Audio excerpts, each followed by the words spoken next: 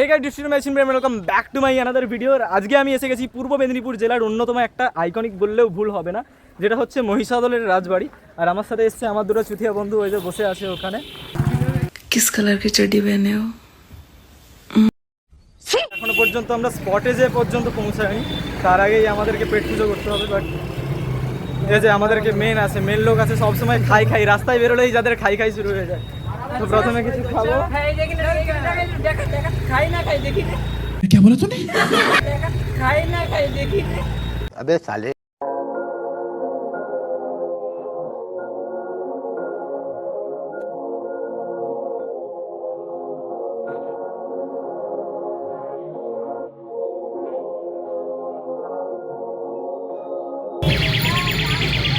সব জোড়ায় আছে, দেখবি বল। জোড়া একটাও দেখিনি তো।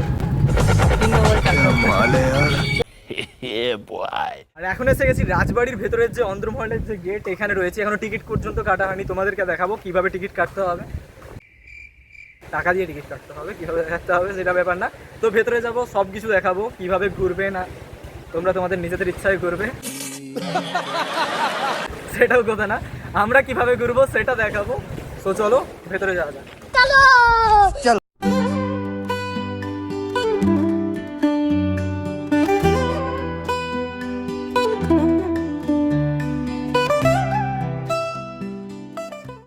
দেখো এখন আছি সো আমরা টিকিট কেটে ভেতরে ঢুকে পড়েছি। এখানে মাথা পিছু প্রত্যেকের টিকিট পড়ে 20 টাকা করে, ঠিক আছে। আর পেছনে যেটা দেখতে পাচ্ছ এটাই হচ্ছে মহিষাদল রাজবাড়ি। এবার যাবো এখানের ভেতরে, প্রচণ্ড রোদ বাইরে। আর এখানে দেখো সব জোড়ায় ঘুরছে চারিদিকে। আর আমার সাথে যা দুজন এসছে তারাও এখন জোড়ায় আছে, ঠিক আছে। চলো বেশি রোদে না ঘুরে একটু ভেতরে যেয়ে তোমাদেরকে দেখাই।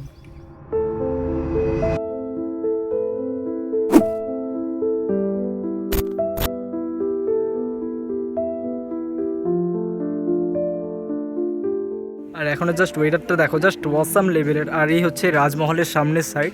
সামনের এই সিঁড়ি দিয়ে তোমরা যদি সোজা চলে যাও দেখতে পাবে একটা বড় দরজা রয়েছে। আর তার উপরে দেখো একটা মহিষের একটা দেখো, এই হচ্ছে অবস্থা। দুদিকে বারান্দা, দোয়ার লম্বা মতো, পুরো খালি। এখানে এসে নতুন একটা প্রবলেমে ফেসে গেছি, বলছে যে ভেতরে নাকি ভিডিও বানানো যাবে না, ঠিক আছে। আর তাহলে কি বলতে পারি, কে জানো যে ভেতরে ভিডিও করতে যাবে না। সবাই দেখো আমরা একদম সাইলেন্ট হয়ে গেছে।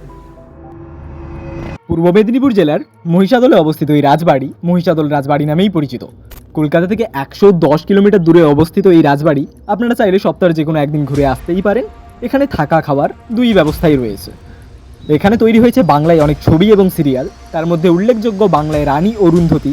এই রাজবাড়িতে কিন্তু অনেক দৃশ্য আমরা দেখতে পাই।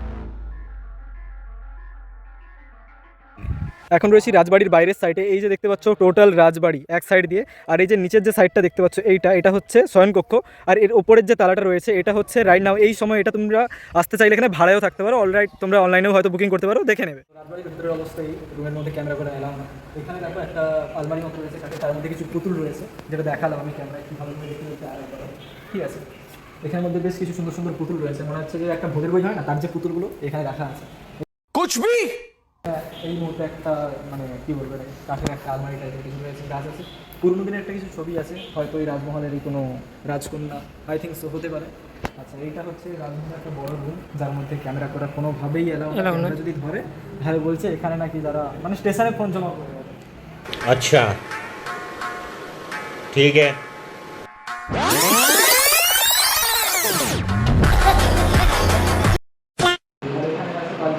আমার যে মানে ক্যামেরাটা করছে এই টাইমে আমাদের রকি ওর বিয়ের সময় এটা ভাড়াই যাবে, আমরা এক্ষুনি কথা বললাম, ঠিক আছে। তখনকার দিনের পাল্টে একটা হ্যাঁ, আমার থেকে তোর বিয়ে হবে। দেখে বুঝতে পারছো, হ্যাঁ, আমার থেকে তোর বিয়ে হবে।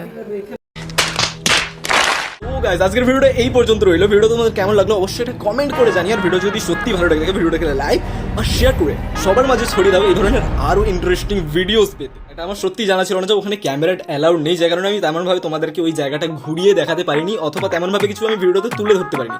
সো যারা এই রাজমহলের ব্যাপারে বা এই রাজবাড়ির ব্যাপারে কিছু জেনে থাকো অবশ্যই কমেন্টে জানিয়ে। আমি সবার কমেন্ট পড়ি এবং আমি পড়বো, ঠিক আছে।